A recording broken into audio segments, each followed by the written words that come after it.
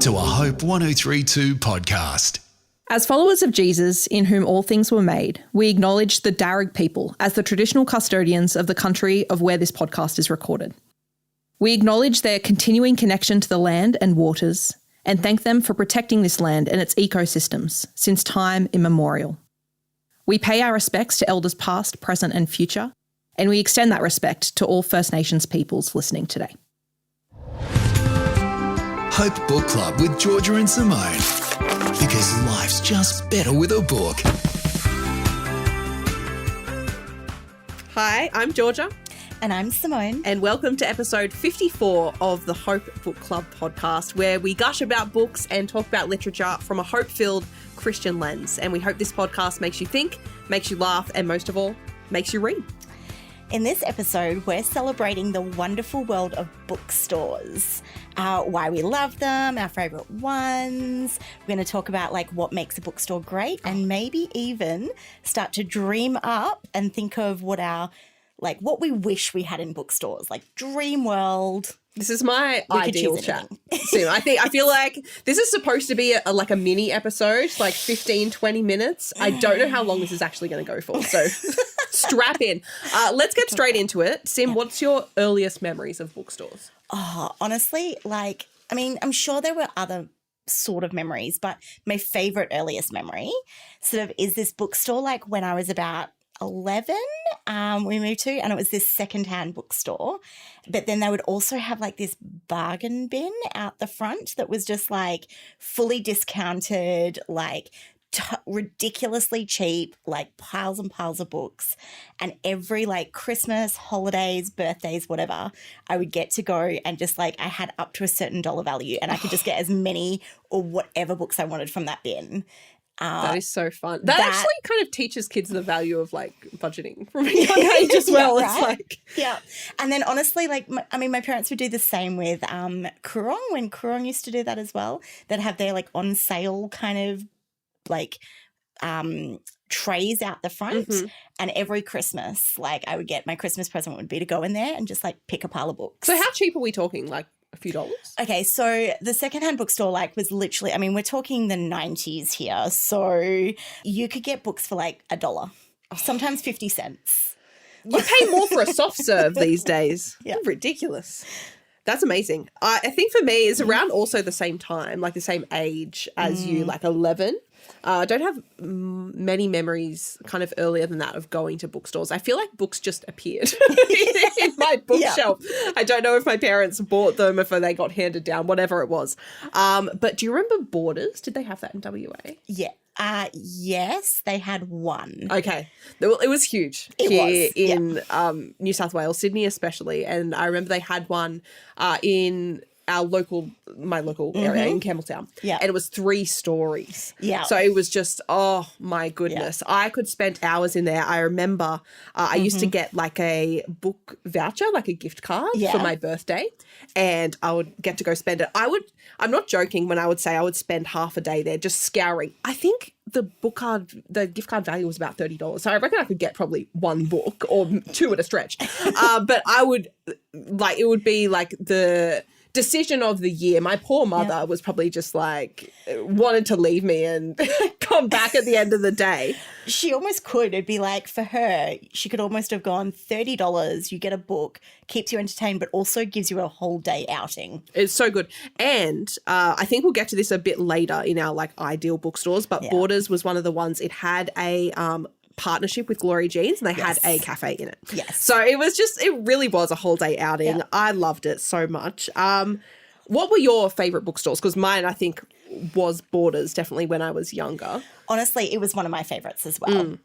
Because when I was younger, when we had it, again, it was massive. I was working in the city for a period of that time as well. So often I'd go during my lunch break. Yes. And, that's the dream, honestly. It was I wish so there was great. a bookstore right here next to the radio station. That would be perfect. It was incredible. And I still remember with Borders lining up around the block for new release books. Yes, because that was still when Harry Potter was coming out and the huge kind of books that. Yeah. Yeah. And Jodie, now I've always been saying her name wrong and recently found out it was incorrect. Yeah, Jodie Picoult. I used to think it was Picoult, right? She's written all the books, and now she's got a TikTok, and she says her name is like Jodie Picot or something. You're right. I don't know. I'm just going to keep calling her Jodie Picoult. So I actually went to the Borders there for a book signing with her. You met her? I've met her twice now. Actually, I've gone to two book signings. Is she just as lovely as she seems? She's so lovely, like so lovely. I mean, obviously book signing is very quick, but I also went to this one where she did like a Q&A and like a whole session. It was incredible. Like listening to her talk about her inspiration, incredible. So lovely. Is it just me, or are there less book signings? I feel like these days. Is it a thing of the past? Or am I international author book signings? Right.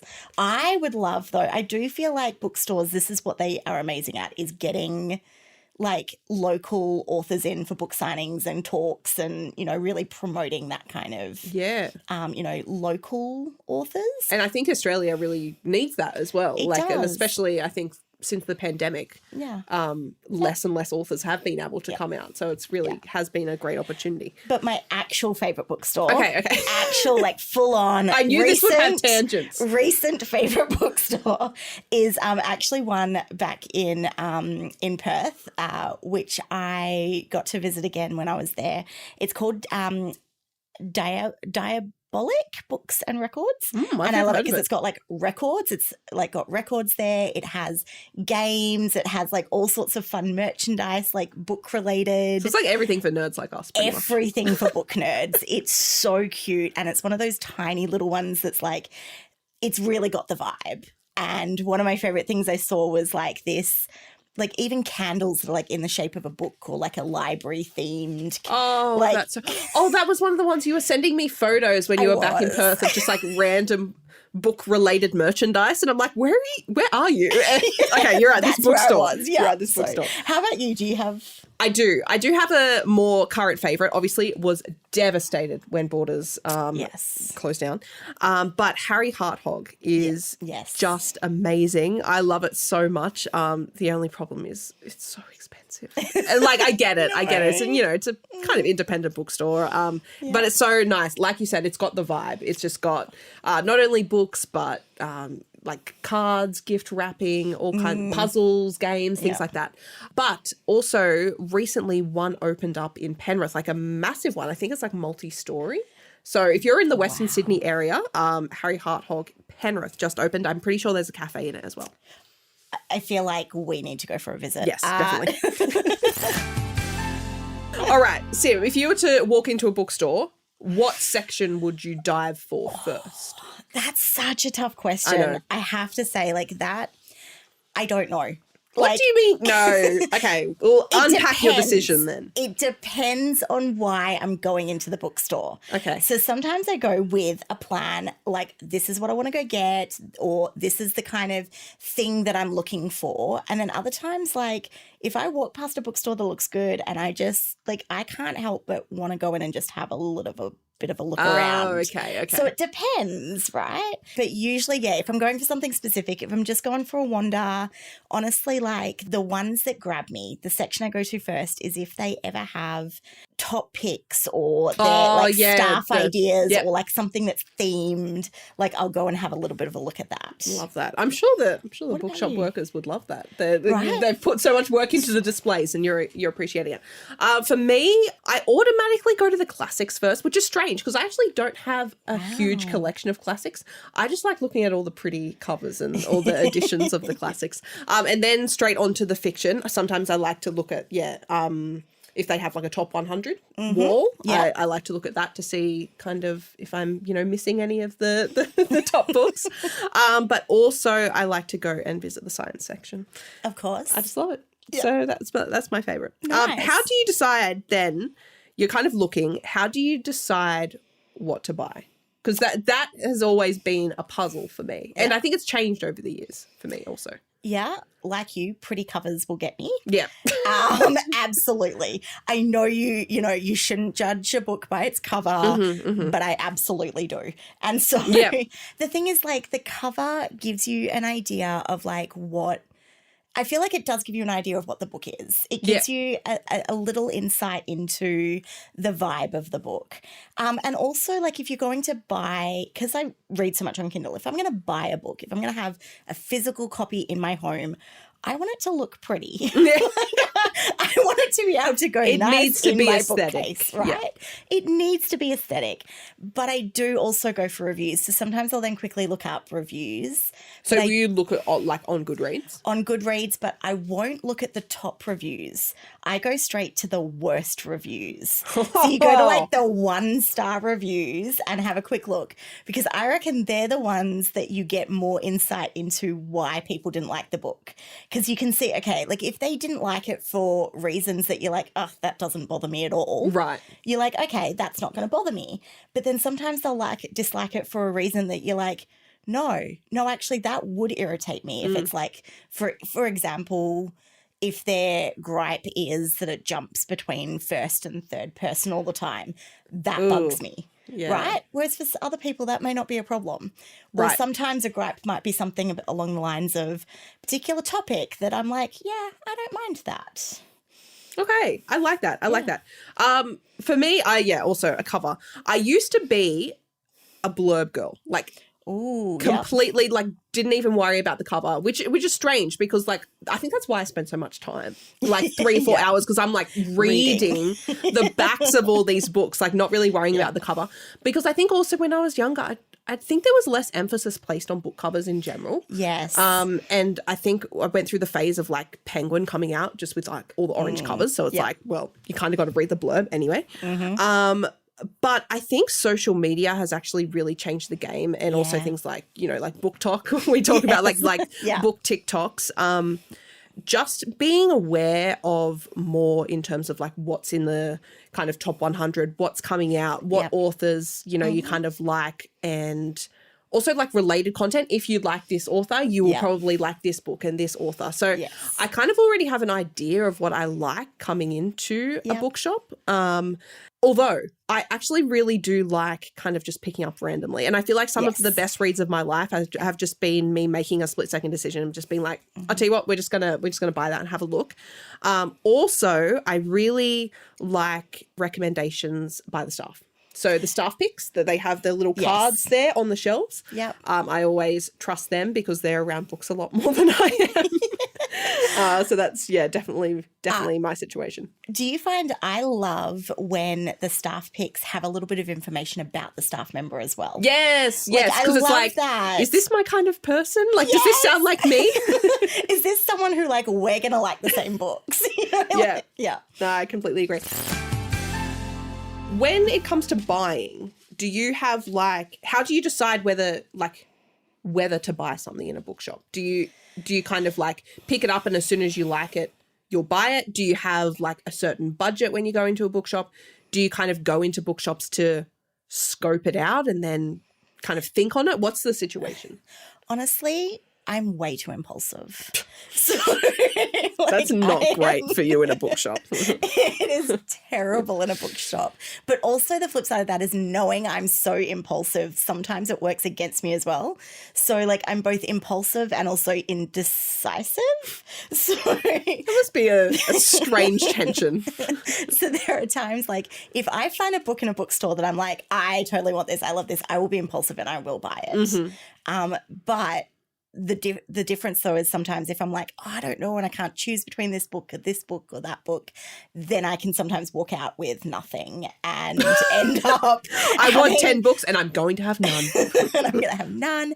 But then the flip side of that is like I will go home and I will think about it and I will look into like I have so many photos in my in my camera roll. We've discussed this before. Right? Yes, I'm the same. And then I go back and I have a look at them and I like figure out like which one I want.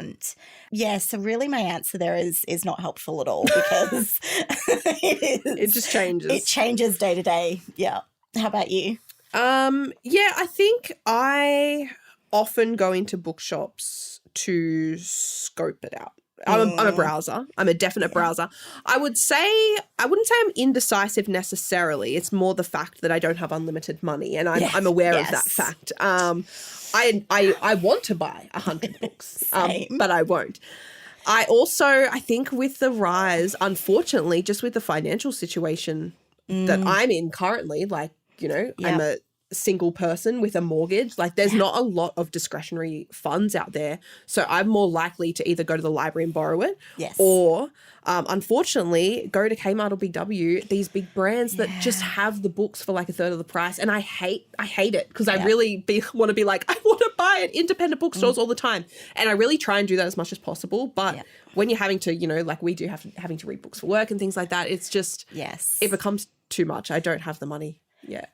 Absolutely. And that's why, like, also sometimes I'll go into independent bookstores and, like, if I can't necessarily afford a full book or whatever, I'll get something else smaller. Yes. Like, I'll always then go and try and spend, like, if I'm getting cards or gift wrap or, you know, like you said, those other things that they sometimes have as well. But I'm the same. Like, it's hard. Do you then go pro-con list on books? Yeah, I think I should. I think I I don't think I even get that far sometimes. It's just like, it's too hard. I just won't get it at all.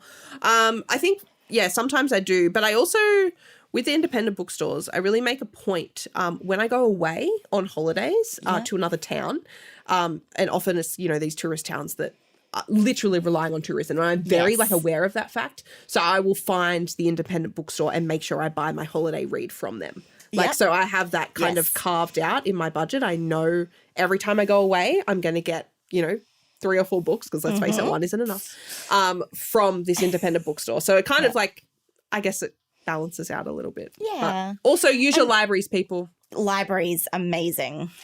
I feel like we should have another episode on libraries. Have we done one yet? We should. Have we done one? Do- I can't remember. I can't remember.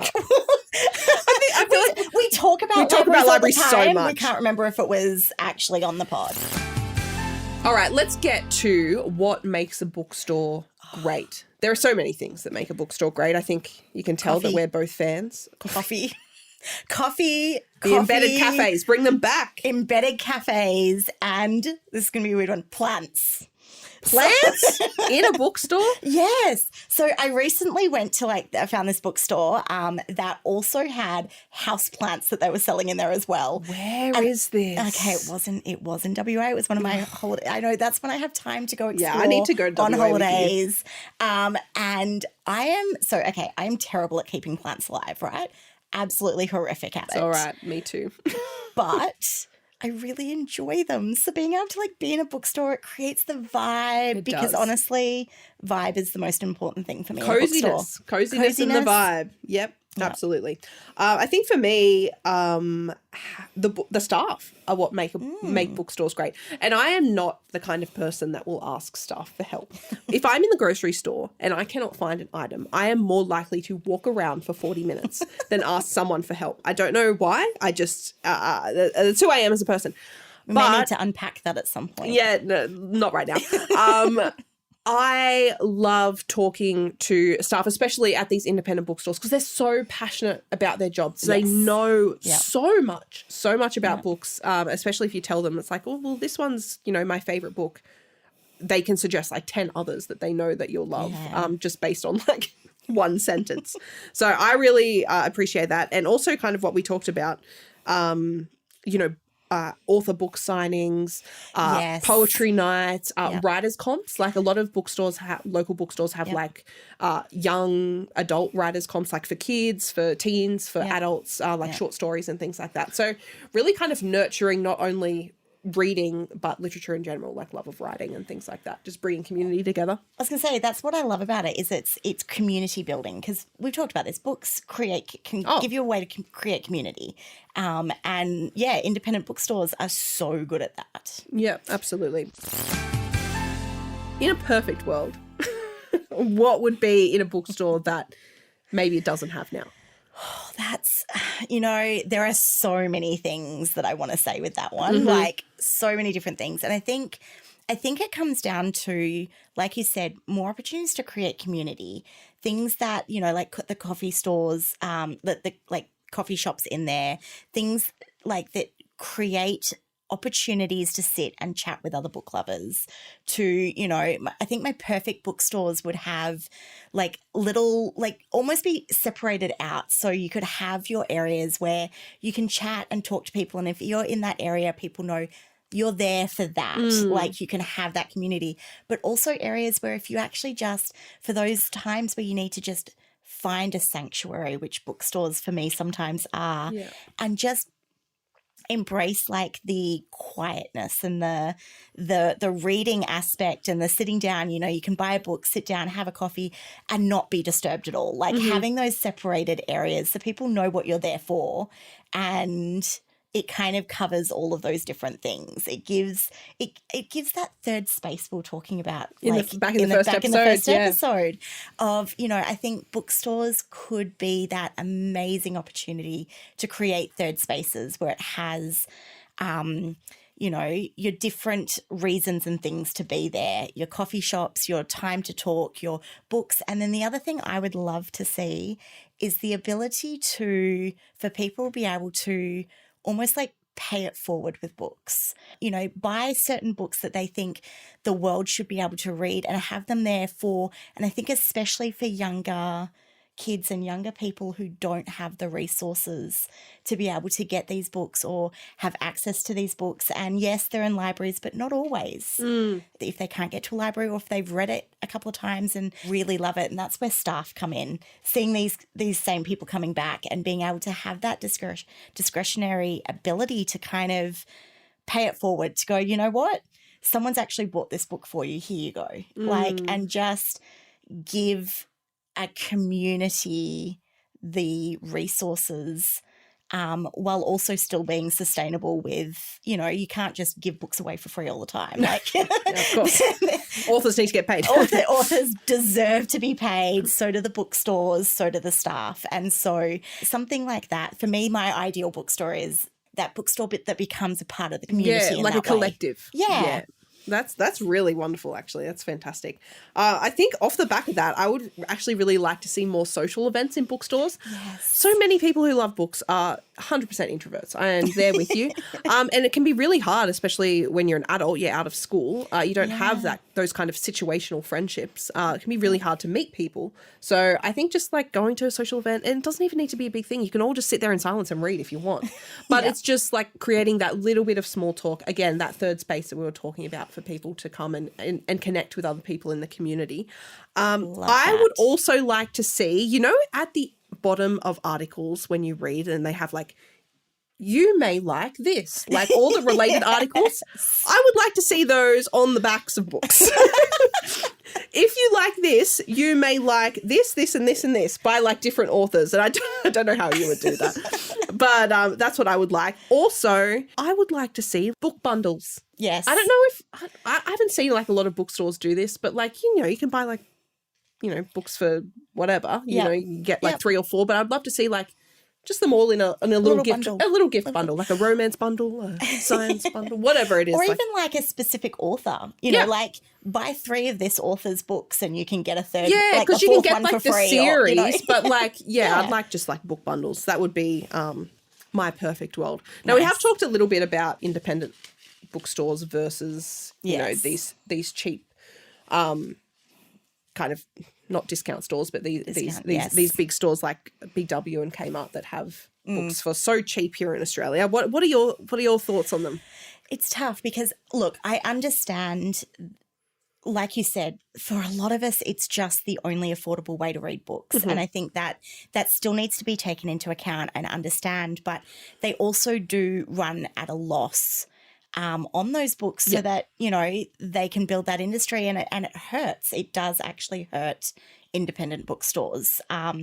So for me, my thoughts are when I can afford it, when I can make that decision, when I'm in that privileged position of being able to, I go to independent bookstores and I try and buy from there.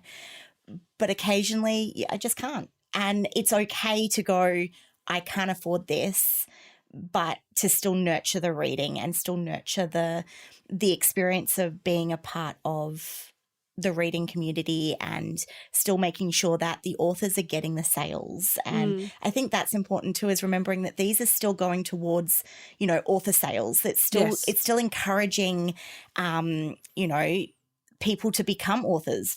It's encouraging the industry as a whole. But it's a complicated thing. It's hard. Yeah, it is. I don't think we have any clear-cut kind of concrete answers for sure.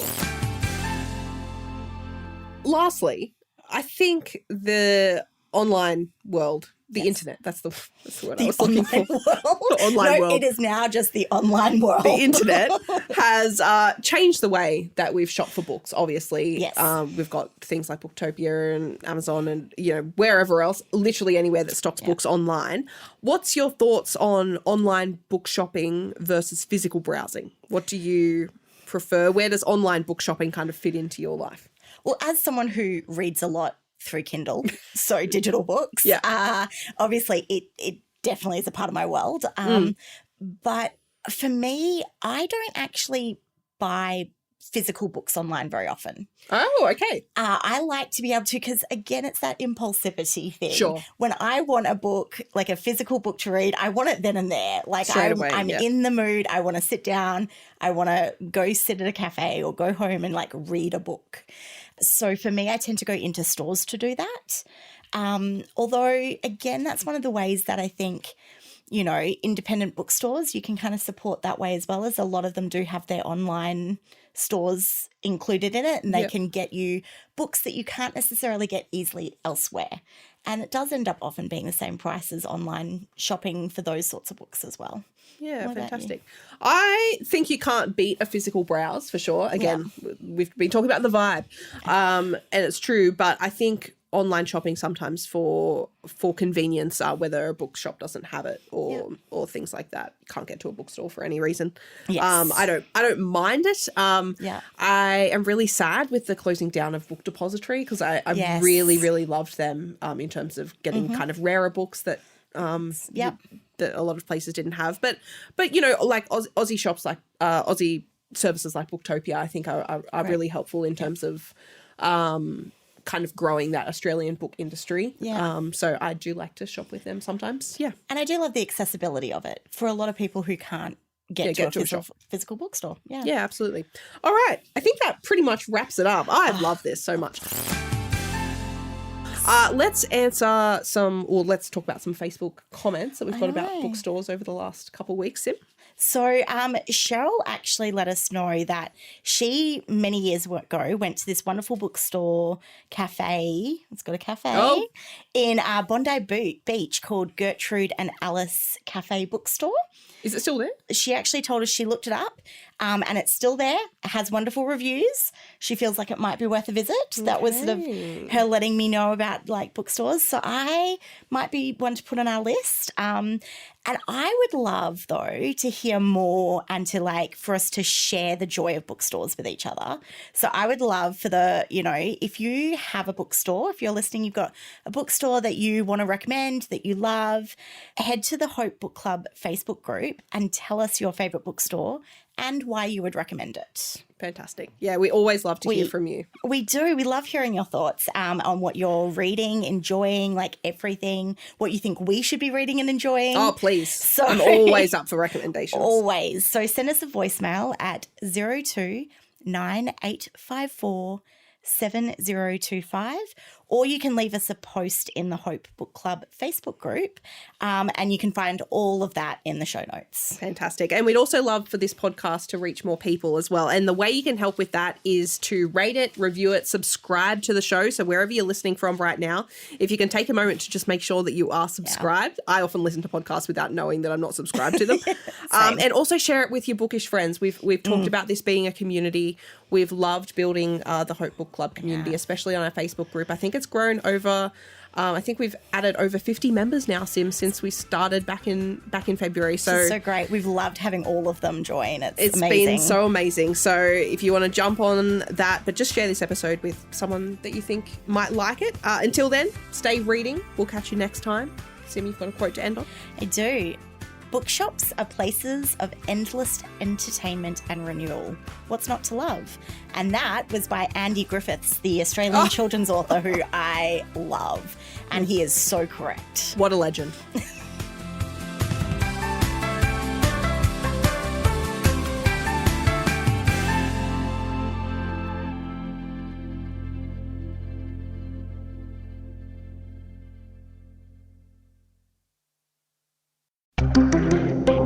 Hope 1032. Thanks for listening.